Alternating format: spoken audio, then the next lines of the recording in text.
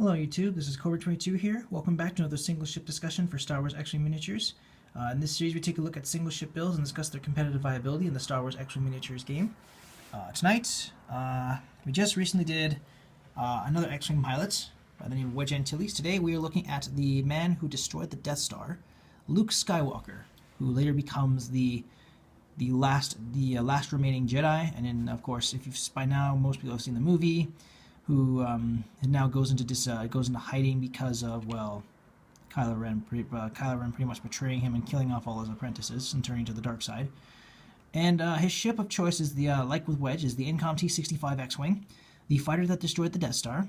Comes with a perfect balance of speed, maneuverability, and offensive and defensive capabilities. 4 fused thrust engines, 4 laser cannons on the tips of its wings, an astromech droid for in-flight repairs and navigation, proton torpedo launchers, and a Class 1 hyperdrive, and a pretty heavy-duty shield generator. So, yeah, it was the go-to fighter for Rogue Squadron. And, yeah, like I said, it was the fighter that destroyed the Death Star. Luke Skywalker pretty much made the lucky shot that resulted in its destruction. And, of course, later on, the X-Wing was widely used in all of Rogue Squadron's missions, or pretty much any mission that the Rebel Alliance would offer, because this X-Wing was pretty much meant to be able to do everything. It was a multi-purpose fighter. Had the offensive and defensive capabilities to tackle any mission that its pilots would take on, and that's all she wrote. So enough of the ship. Let's look at the pilot himself. Tonight we're looking at the one and only Luke Skywalker. Coming in at a pilot skill of 8, he flies the Incom T-65 X-Wing fighter for the Rebel Alliance. He has the standard stat line of an X-Wing. He has an attack value of 3, agility value of 2, a hull value of 3, and a shield value of 2. His upgrade bar or action bar consists of the focus and target log actions.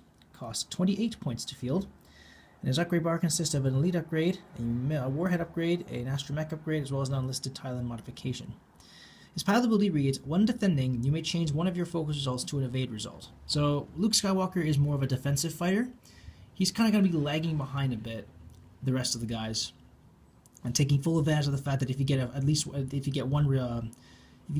focus result, you can change that focus result to an evade, and of course any other focus result will require you to spend your focus token. But this kind of helps you ease up on the focuses because, well, of course, look at he has like 2 agility, so chances are you're going to get at least 1 focus, and that focus is going to become an evade with his ability.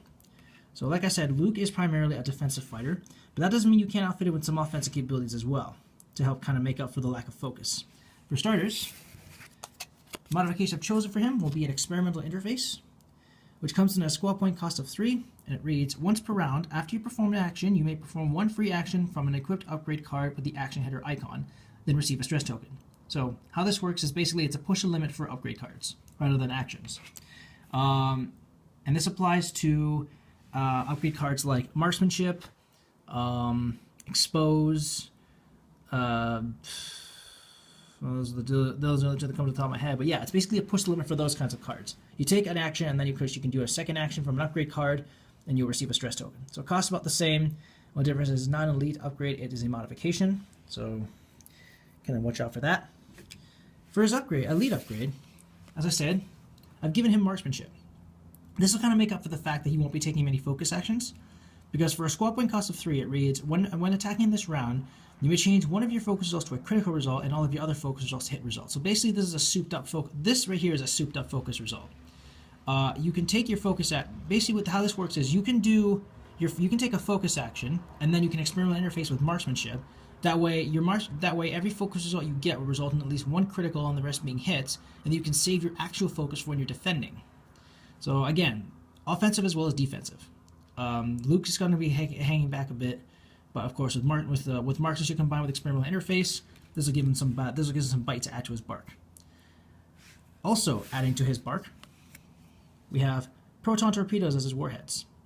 Coming in at a squad point cost of 4, attack value 4, range 2 to 3. It reads, spend your target log and discard this card to perform this attack. You may change one of your focus results to a critical result. There's a bit of a trend going on here. Luke's ability states that if you have a focus result, you can change it to an evade when you're defending. Marksmanship is pretty much a souped-up focus action. The first focus becomes a critical, the rest are hits. Proton torpedoes, one of your focuses can turn into a critical. So yeah, I'm noticing a bit of a trend here. Luke's loadout I've got right now primarily is emphasizing on focus, because chances are you're going to be taking target locks more often than focuses. Then you're going to experimental interface and use marksmanship. That way you'll have your focus. That way you'll have your souped up focus. And then of course if you attack with proton torpedoes, that basically means one focus is a critical, the next one becomes a critical because of marksmanship if you use that with conjunction with the target lock, and then the rest of your focuses become regular hit results. And of course when defending, you have his ability, which as long as you get at least one focus result, you can change that focus to an evade, which will help you a little bit. It'll give you a little bit of ease. It'll give you a little bit of ease when it comes to defending, but I wouldn't rely on it. It's a situational upgrade or situational pilot ability. Use the focus if you have to, but definitely couple it with experimental interface and do marksmanship. Now, the downside of experimental interface is, like with push the limit, you're going to get a stress from doing that. So, to help alleviate the stress, I've chosen to put on R2 Astromech. Coming in at a squad point cost of 1, it reads, you may treat all 1 and speed 2 as speed, excuse me. You may treat all 1 and 2 speed maneuvers as green maneuvers. There we go.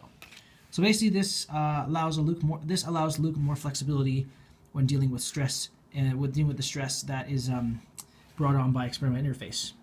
Basically this means he can use like a hard 2 or a soft 2 to circle around.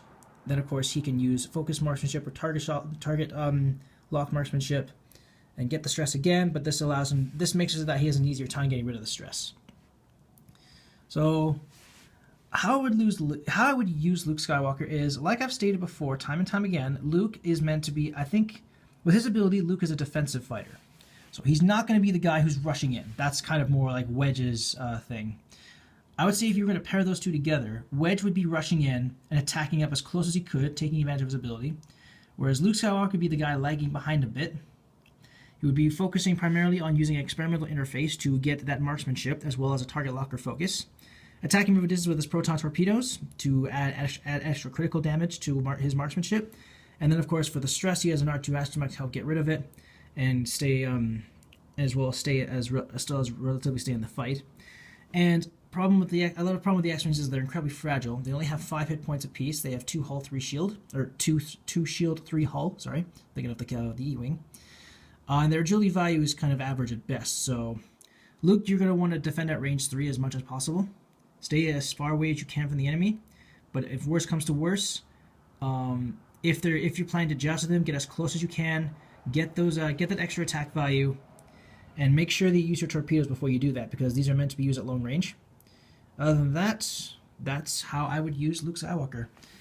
So thank you guys for watching. Let me know what you guys think in the comments below. Any constructive criticism is greatly appreciated. If you like, you may use this build for any competitive or casual play, or you can tweak it or revamp it to your own specifications.